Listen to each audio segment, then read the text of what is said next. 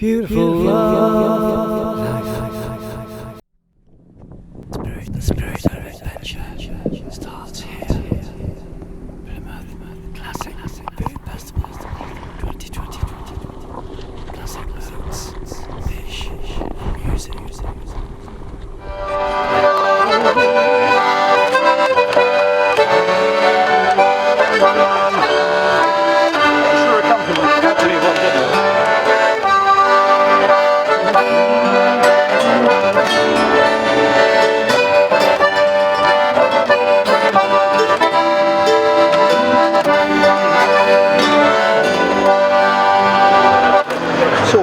Okay, how about you, sir? Can you do that one as well? No, thank you. Right, just to one side. Dan, are you singing this one? Right, if you come by your husband perhaps at the back. Lovely job. Nice singing tape. I'm going to have to knock that off.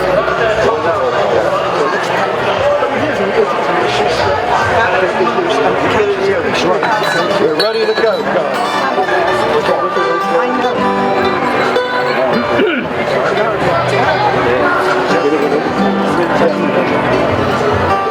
I think they hold it to be honest. Did I feel rain then? I'm sure I felt rain. No. Right, we're ready to rock. Ready to rock and roll. Which is a maritime expression, you should know. That's the original. It's the original. Sleeve in a little bit. Right, Martin, when my hand goes down. When my hand goes down. Lights, camera, action. So I've got you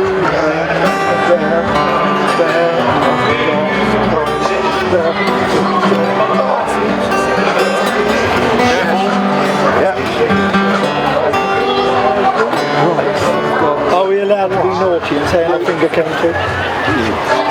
I'm not looking at you. Right, when my hand goes down.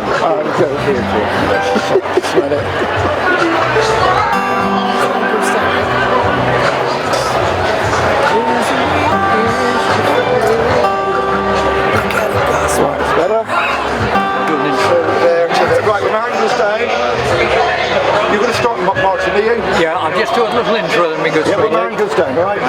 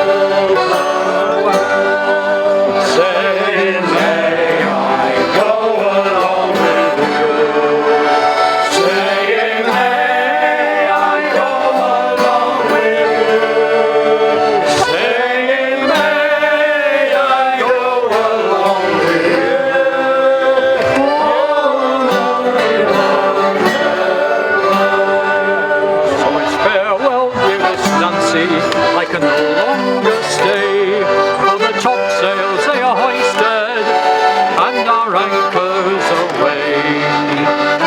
Waiting for the next flowing tide, and if ever I return again, I will make you mine. And if ever I return again, and if ever I return again, and if ever I return again, I will make you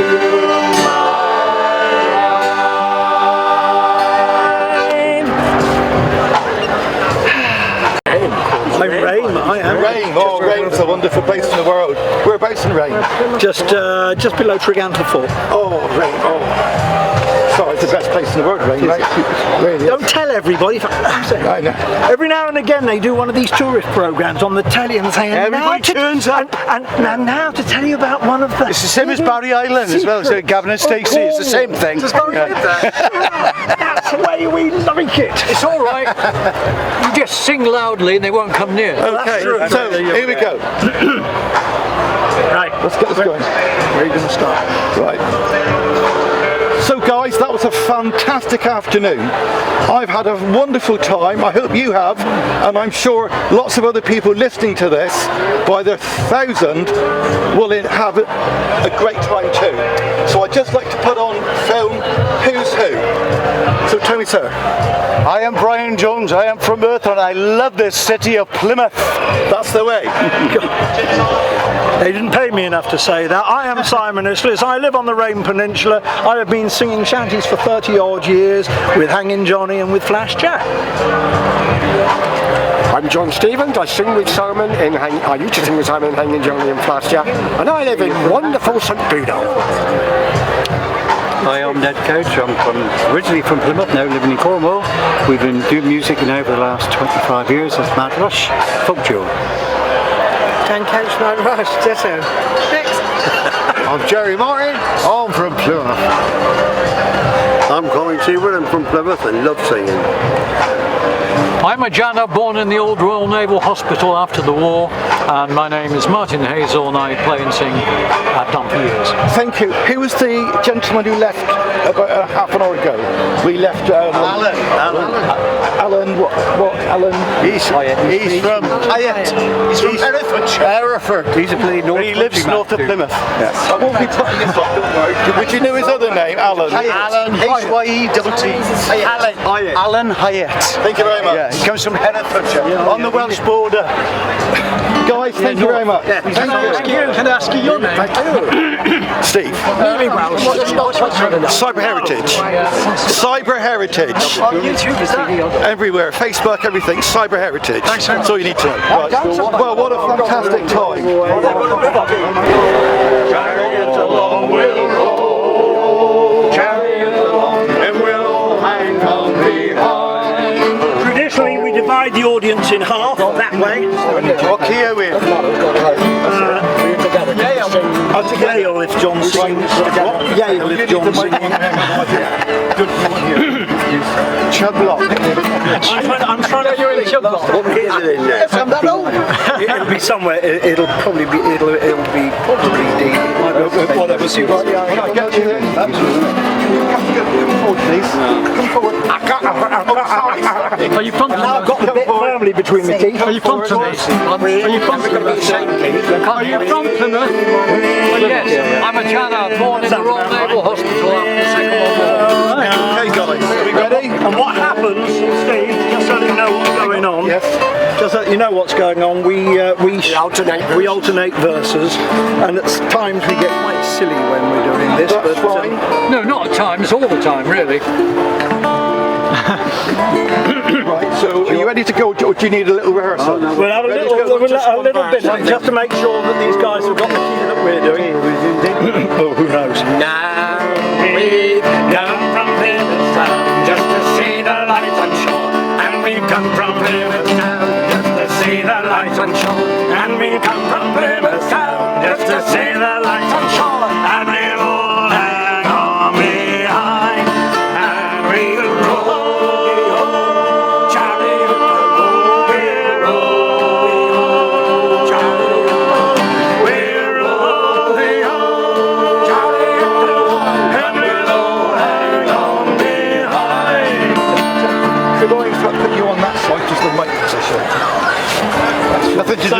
shorter. So you can either sing full chorus, we'll roll the old chariot along, roll the old chariot along. Come to me. Or you can just do, we'll roll, we'll roll. Turn at each other a little bit. Just turn. I'll just do each other. That's right. Like your darling. Like your friend. It's been so long. Yeah.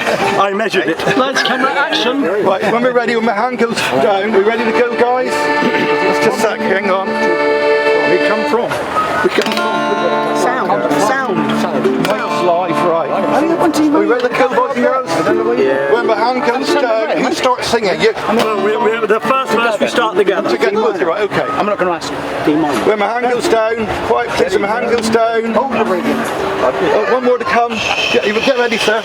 I'm ready. We're ready. Always ready. Here we go. I'm like a battery. Right, okay, you ready? Here we go. When my hand goes down. When my hand goes down. Now we come from Plymouth Sound just to see the lights on shore.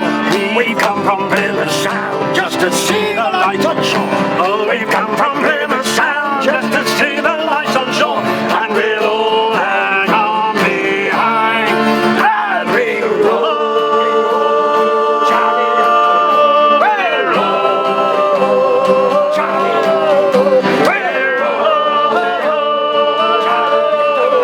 And we'll all hang on behind.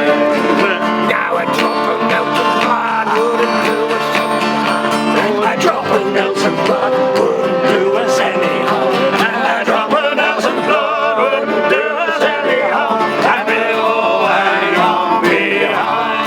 And we'll roll. We'll roll. We'll roll.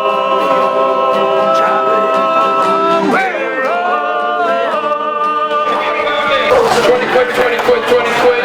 Any marks on 20 quid? Sold some out of the hat. Where's your hat?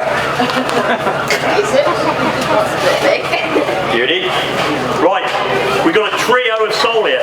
We've got a lemon soul, we've got a Dover soul, and we've got a sand soul. All prime fish. What do you reckon, Dan? There's got to be a kilo of fish Well, there. I would say, Gus, what I would like to call that is lemon like butter. The Dover I like to put lobster on and a bit of parmesan. The sand sole is near enough identical to a Dover sole, but they're a lost fish. They swim together. Right. Brothers. You're not my flaming brother, are you? I've been looking for our mother for years. Well, we do look alike. Don't we? Like twins. He's short, but he weighs the same weight as me. We're about the same age. Right, I'm not even going to name this number of fish, or I'll start firing. Move your beer there, you know, fish dripping in your beer, isn't it? 5 quid, let's go. Take it away for 5. Five. I want 6. Come on, let's get this auction going. You're on the phone. Are you bidding or you're talking to your broker? 6 quid. I'm not going to sell that 5 quid. I'll sell that tomorrow. 6 quid. 5, 6, 7, 8, 9. On that side, I'm looking for 10. Looking for 10. Looking for 10. Looking for 10 at 9 quid. Jesus Christ. Do you know I can make more money selling your body? We might have to auction that off come the end. Look, just because we come from North Devon, we're staying in a hotel, I'm not allowed to go out with any dance girls my wife's here. Well, not like that, No point you're giggling. Right. Right. Where were we? £9.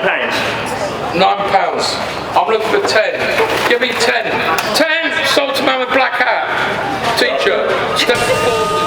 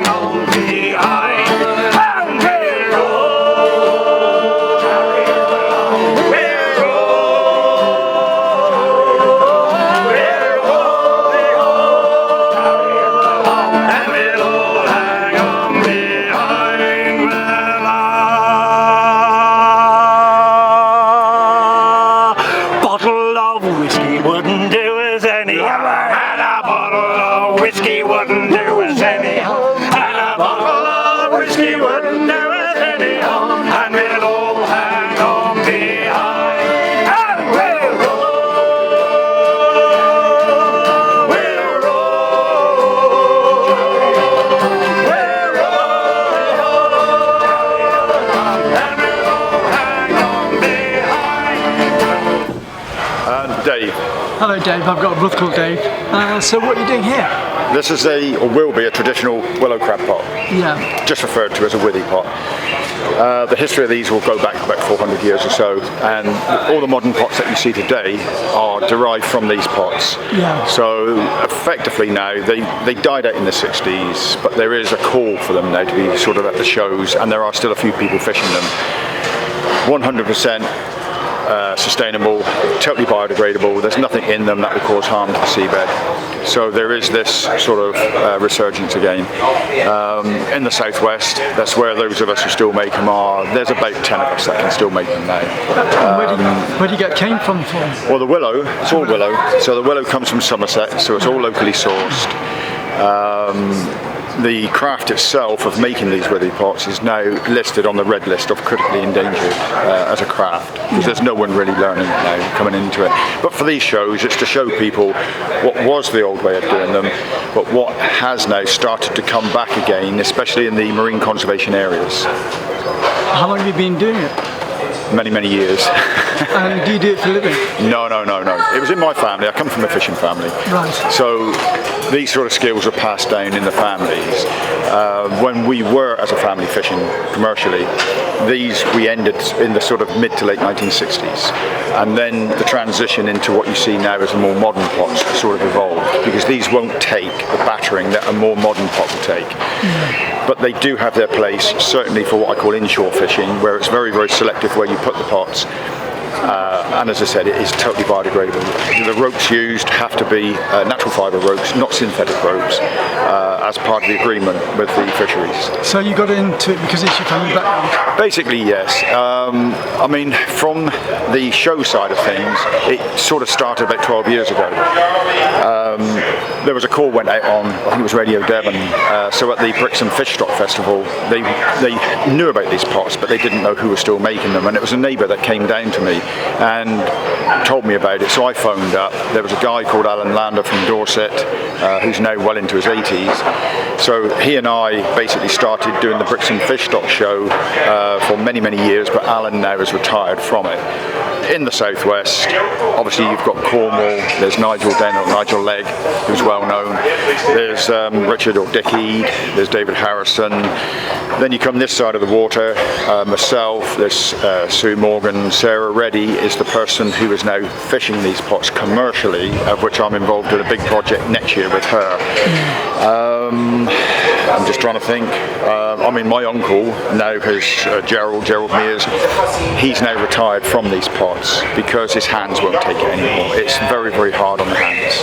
Do you do any fishing or? No, I don't do fishing anymore. As a family, once we'd stopped, because I was only a boy then, so for me, I went down another route, but it was about these all the time, obviously watching them being made, etc., with my grandfather and obviously my uncles. So it was a natural progression, and because there was this interest again, and I'll fully credit Nigel Legg to this, because he started doing it, and the series like Pole Dark, etc., they feature his pots predominantly. So people got aware of these pots, what they were, the historical importance of them, and the fact that they are, as I said, totally biodegradable. So it had a kick-on effect. So the different shows like you see today at Plymouth, everybody wants to see the heritage crafts, and thankfully for me that's what it is. So in the family we brought it back obviously years ago, really just to show people the old ways, and it sort of really grew from there as these sea festivals around the coastline have sort of expanded to what they are, what you see now. It's certainly helped keep the craft alive. So you do many shows and exhibitions? It's basically, I mean, it could be commissions, but it's really these shows. So, I mean, I come from Budley Salderton in East Devon, so although I live near Plymouth now, my hometown is Budley. So the start of the season for me would be Sidmouth. Then it effectively moves to Brixham, so there'd be 2 events in Brixham throughout the year. Then there's the Teignmouth Tin Shanty Festival. You've got obviously the Plymouth one. There's all these different festivals now that are, sort of resurrecting, and they're seeing that places like Plymouth on a harbour, typically they will always be on a sea frontage or harbour. So it brings the crowds in. So do you go to any other harbours in the southwest? I keep it all within Devon. Yeah. The reason for that is because down into Cornwall, I'd probably get lynched if I took a Devon-style pot down into Cornwall. Okay. No, I mean it's I know the guys down there. Well, but there was always going to be regional and family differences as the pots evolved, even what you see now.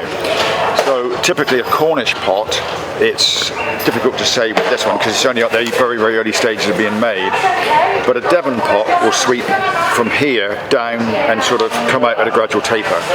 The Cornish pot tends to come up higher, and then as you start to bring the binders in, which is effectively what's holding the frame together or the pot together, they go anti-clockwise, whereas the Devon pot will always go clockwise around. So there are big differences between especially North Devon, Cornwall.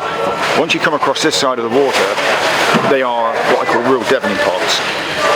The Dorset pot is very, very similar again, but the big difference happened in East Devon.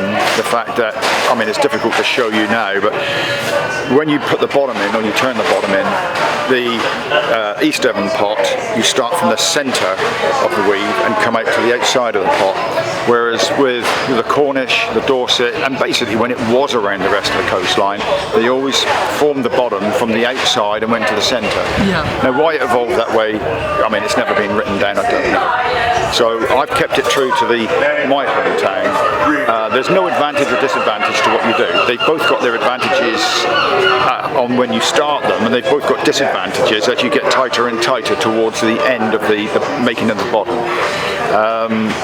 Typically the Cornish pot though will be more robust on the bottom, because if you look at the Cornish coastline, it's very, very rugged granite, so the pots obviously have to be built a lot stronger to withstand the rubbing against that seabed and the rocks that they're going to put close to. In East Devon, in the Lyme Bay area, the seabed is a lot more forgiving, so again I wouldn't be wasting too much willow, effectively making the bottom more robust than it has to be. So again, as I said, these pots evolved regionally.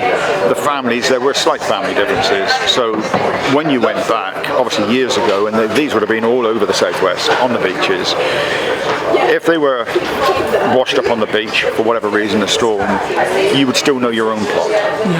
And a lot of it is governed by the strength in your hands, and as you evolve to learn it, we all handle things differently, effectively. And when you saw some of the old boys doing them, as they started off in their young years and as they progressed into being older, if they didn't have the hand strength so much, the shape of the pot would change. It didn't make it any less efficient, it just meant that you had to evolve with the conditions that you're in. And even the willow, from year to year, can be slightly different the way it wants to work. So you work with the willow. It's as simple as that. So, do you have a commercial website? No. I mean, I wouldn't even know where to start with a commercial website. People sort of find me, the events know me. I have my own Facebook page under my name, but it's there's on Facebook, there is, if anyone's interested in these withy pots, there is a Facebook page run by Anna Pope, which is called Southwest Withy Pots. And I've got another one that I sort of sub-run, which is traditional willow crab stroke lobster pots. So if people are interested, they can get hold of me by either of those, and indeed the other people that still make these pots and who have linked into these pages.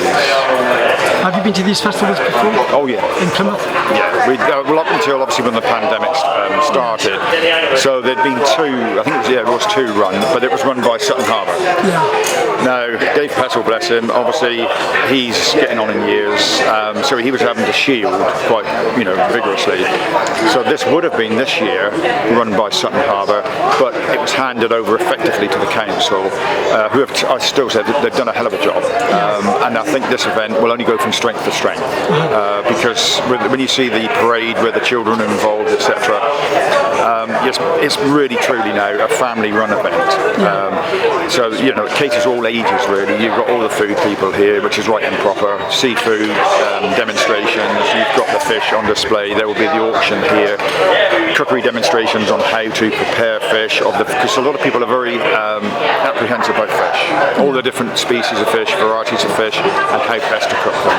So if they want anything like that, these events, Plymouth, Brixham, etc., they are the ones to go to, because they predominantly all have cookery demonstrations where people can watch, and it's all up on the screens as well, so they can learn about the fish and never be afraid to ask questions, because the fishmongers will talk through the variety of fish that you want, and they will guide you as to what really would probably best suit your budget, etc. So there's something for it. Well, thanks a lot for your time, Dan. You have a good day. Pleasure.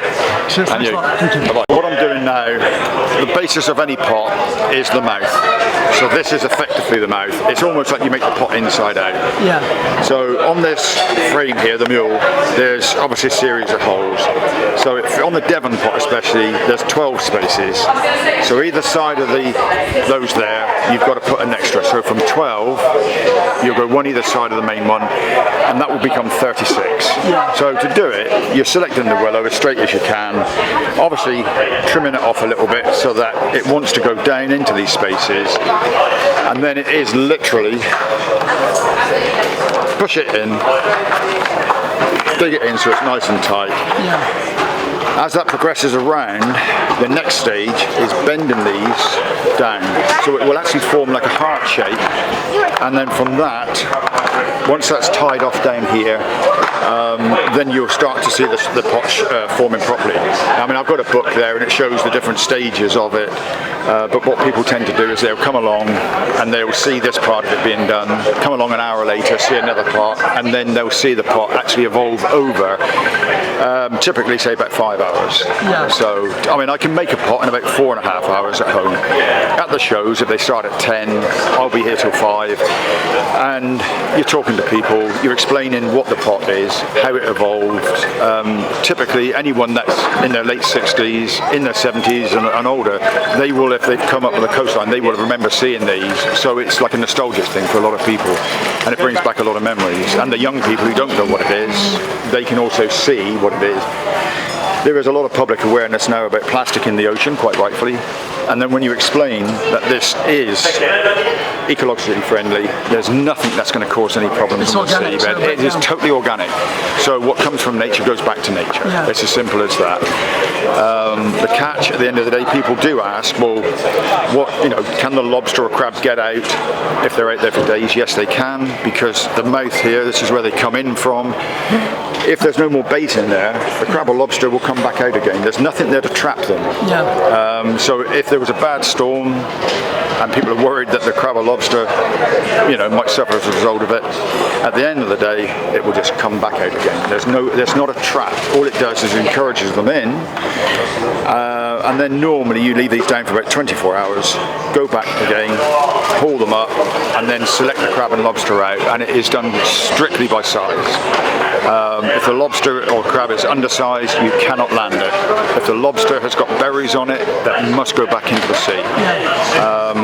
And that is the way it is. But anything that's undersized, you just put back. It's not like a fish. Once it comes up, a crab or lobster can go back down to the depths and it will not suffer any harm as a result of it. Thanks very much for that. Okay. Great show. Love Summertime TV International Trending. You can contact me at ccsfetter1@gmail.com. Don't forget to friend and share the videos. It's